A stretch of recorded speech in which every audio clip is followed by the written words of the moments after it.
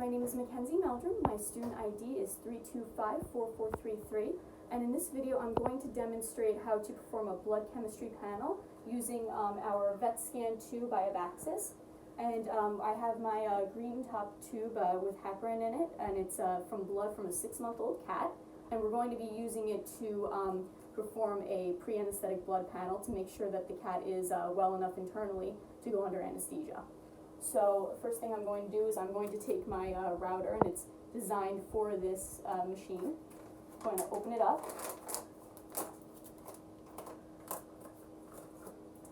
And so if you look carefully, you can see there's a little arrow. That's where I'm going to be starting the blood, and it's going to fill the entire chamber, and then I'm going to put it into the machine. So I have my stylo.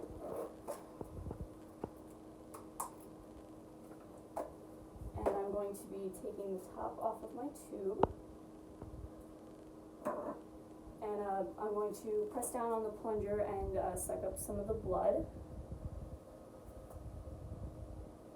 And then using my stylet, I'm going to fill the chamber with the blood until it's completely filled.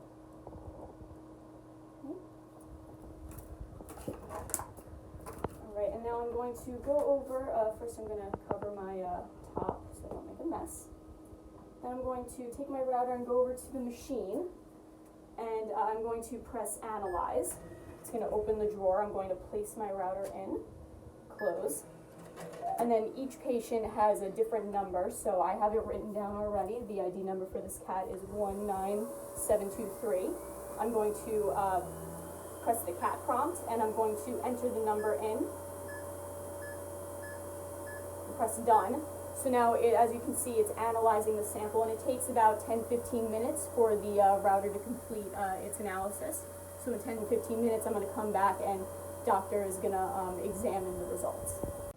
So now that our analysis has been completed, we can go ahead and open our router, or our Abaxis machine. Okay, so we're going to go ahead and open it. And as you can see, the blood is no longer there. It's been analyzed. So we're going to take this whole thing and just toss it. And our machine, the way it works is we are able to transfer it to our patient. So when I inputted the patient's ID number, it automatically transferred into the patient's chart. And as you can see, it's all here, and the doctor will go over and make sure that the cat is okay to go under anesthesia for her spay. My name is Mackenzie Meldrim. My student ID is 3254433. This is for my Clinical Pathology 1 class, and in this video I'm going to demonstrate how to perform a serologic test. So in this case, we're going to be using an ELISA SNAP test. That's this right here. ELISA stands for an enzyme-linked immunosorbent assay. And this particular test is called a 4DX, and it tests for 4 different types of disease: heartworm, Lyme, anaplasma, and Ehrlichia. The heartworm is carried by mosquitoes, and then the other 3 are carried by ticks. So we have our materials that we're going to be using. We have our SNAP, and then we have our conjugate, and you can see it's blue, and I've already put it in this container.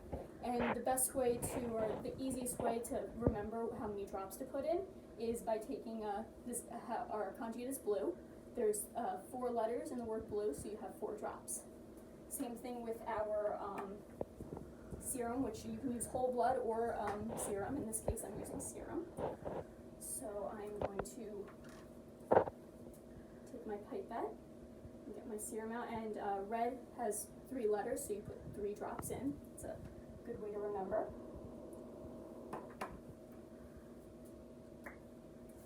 So I'm going to put my 3 drops in with my conjugate. And then you can see that there's a little well here. I'm going to put my mixture in, and then when it reaches all the way down to this second hole, I'm going to snap it down, and that's going to start the test. As you can see, it's going all the way down. And each of these dots, they each represent a different disease. except for the one that was right there. That's our positive control, and that will always appear if the test is correctly working. So I'm going to snap down my test, and then I am going to have my timer go for 8 minutes, and when the 8 minutes are up, we're going to go check our test again, see what we get as a result. So now that 8 minutes have passed, we can take a look at our test, and as you can see, we have the positive control, which would occur no matter what, as long as the test is working properly, and then you can see that this is a negative 40X test, and we'll go report this to the doctor and put it in the patient's chart. My name is Mackenzie Meldrim. My student ID is 3254433, and in this video I'm going to demonstrate how to perform a heartworm direct smear analysis. So you obviously use this method to see if there's any heartworm microfilaria in the blood, and these are the materials I'm going to be using. I have my EDTA tube with anticoagulated blood. I have my microscope slide and my pipette, and then I have a cover slip. So first thing I'm going to do is I'm going to take my pipette and get some of my blood.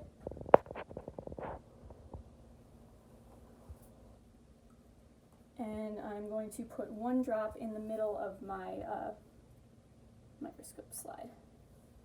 And I'm going to take my cover slip and put it directly onto the drop.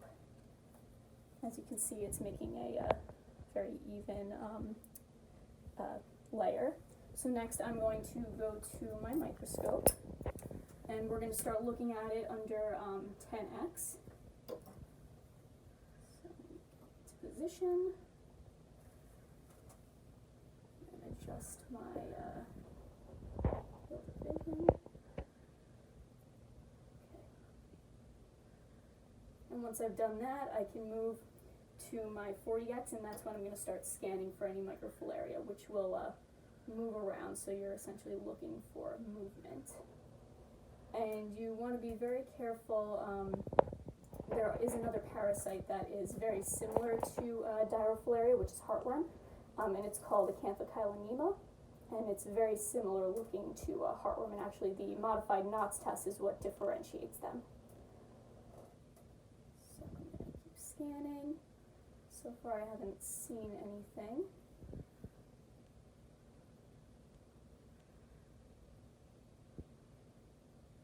And I'll adjust my adjustments as I go along.